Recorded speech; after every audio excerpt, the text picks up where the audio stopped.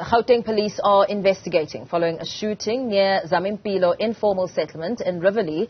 5 bodies have been found in the area. Preliminary investigations suggest that 2 rival groups of illegal miners shot at each other.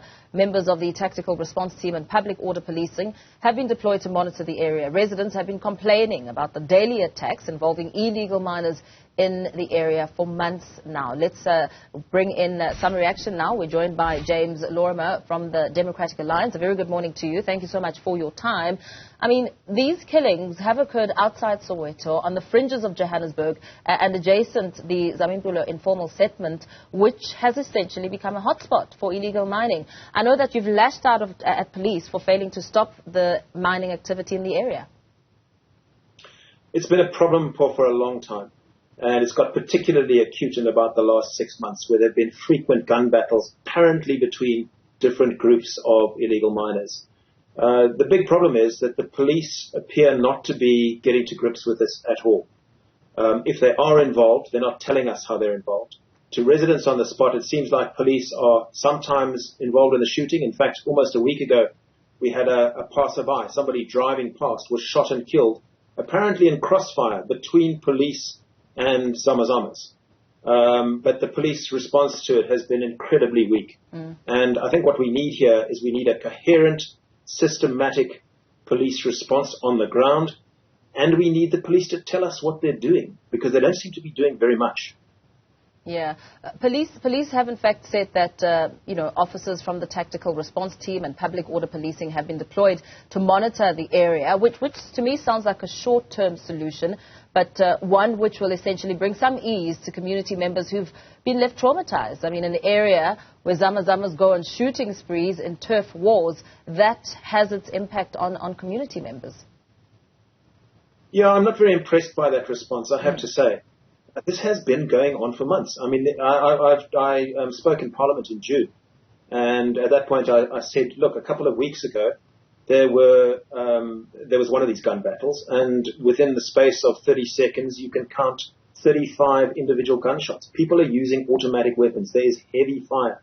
People are getting their vehicles struck.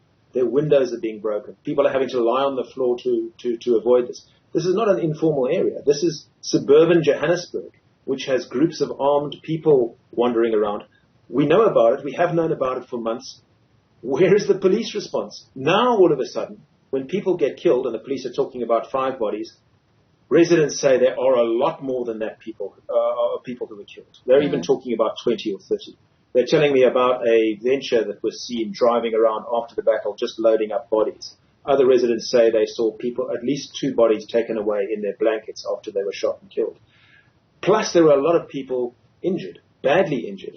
I've spoken to other residents who had a man and a woman who almost died on the pavement outside their house. They went out and they tried to give them help, and while the ambulance came, the ambulance took 20 minutes to stabilize the guy, to stop him dying. So we don't even know how many casualties there are, because police aren't telling us. Why, where are they? There's a complete absence of leadership and action here. Something better needs to happen. And we need to hear that from the top, from the police now. That's in the short term. In the longer term, the government has to get to grips with illegal mining, which they have signally failed to do. Lots of talk about it. A year ago, we had those terrible events in Krugersdorp, and nothing has happened after that. Nobody appears to have been arrested or convicted. There was a flurry of activity in Parliament. Parliament is running all around the country looking at illegal mining. They then drew up a fairly good report on it, which took 7 months to be passed by Parliament. There's no sense of urgency. In the meantime, residents of our city are under siege. I know that you've had some interaction in some form or the other with the Mineral Resources Minister, Gweda Mantashe, about getting to the bottom of illegal mining in that area. How have those engagements gone? Well, again, there's a lot of words and good intentions expressed. We have to get to grips with this and so on. That report I was telling you about in Parliament comes up with a number of suggested changes to legislation, which are good. I mean, I don't know if you know, Paul, that there is no criminal offence called illegal mining. It's against the law, but it hasn't been criminalised. And that's because of a mistake in the law made about 15 years ago. Now, that sort of thing should be tightened up as a priority. Parliament should commit to saying we will change the law between now and, within the next 6 months. It's possible to do that. It's a fairly minor change to the law. But there are about 6 laws that need to be changed over time. Parliament needs to commit itself to a timetable to doing this. And it's not doing that. Everybody says, oh, illegal mining is terrible. And I tell you what this means. It means people on the ground say, well, why is the government and why are the police not acting against this? Either they're incompetent, or they're afraid, or they're involved. They're benefiting from it.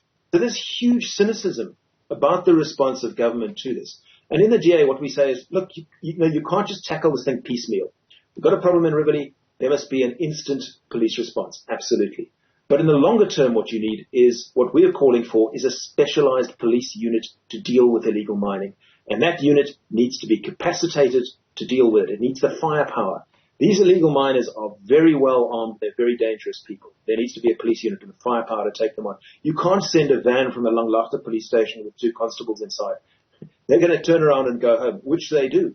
Because when faced with this kind of armament on the part of the illegal miners, they know that they would be throwing their lives away. Yeah. So the police have got to commit to sorting it out. And in the longer term, there needs to be a specialized police response. And it needs to be coherent across the country. You can't just tackle the guys on the ground. There's always going to be foot soldiers who are desperate for the money who are going to take part in illegal mining.